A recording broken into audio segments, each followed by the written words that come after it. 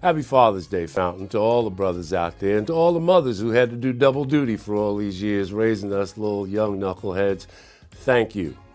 When I first met Stephen Pfeiffer, who helps us with Eyes of Fountain, who basically runs the Eyes of Fountain, we talked about fathers. We were always talking about our fathers.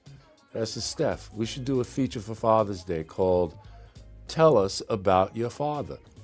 And several brothers cooperated with us, and you'll see what they have to say about their fathers on this Father's Day. So, Rob Williams, tell me about your father. My father was the greatest man that I personally knew because of the impact that he had on me, obviously in being my progenitor, but most of all because of what I was able to see him accomplish, coming from very meager beginnings on a tobacco farm in South Carolina where his father passed when he was 6 years old. And he was one of 10 children, and 8 of them were girls. And he was the younger brother, the third from the youngest. And so he ended up effectively being the person who was the backbone of the family.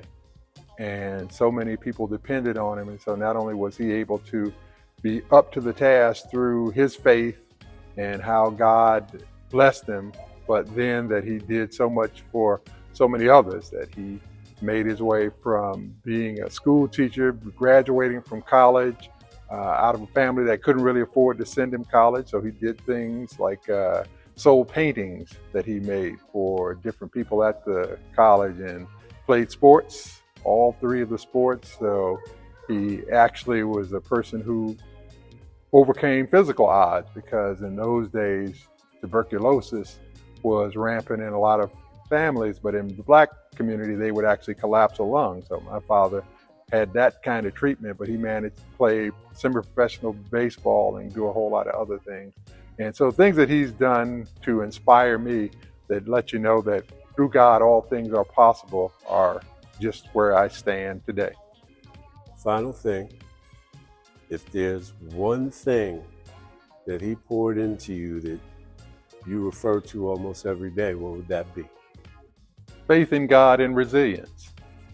That he let me know that as long as you lean on the Lord, as long as you understand that he's always with you, then there isn't anything that you can't accomplish as long as it's according to his purpose.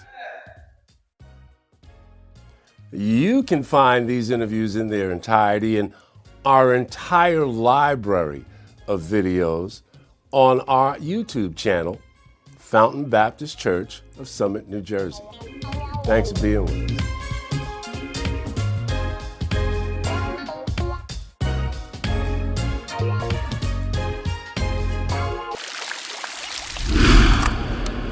Look here, everybody.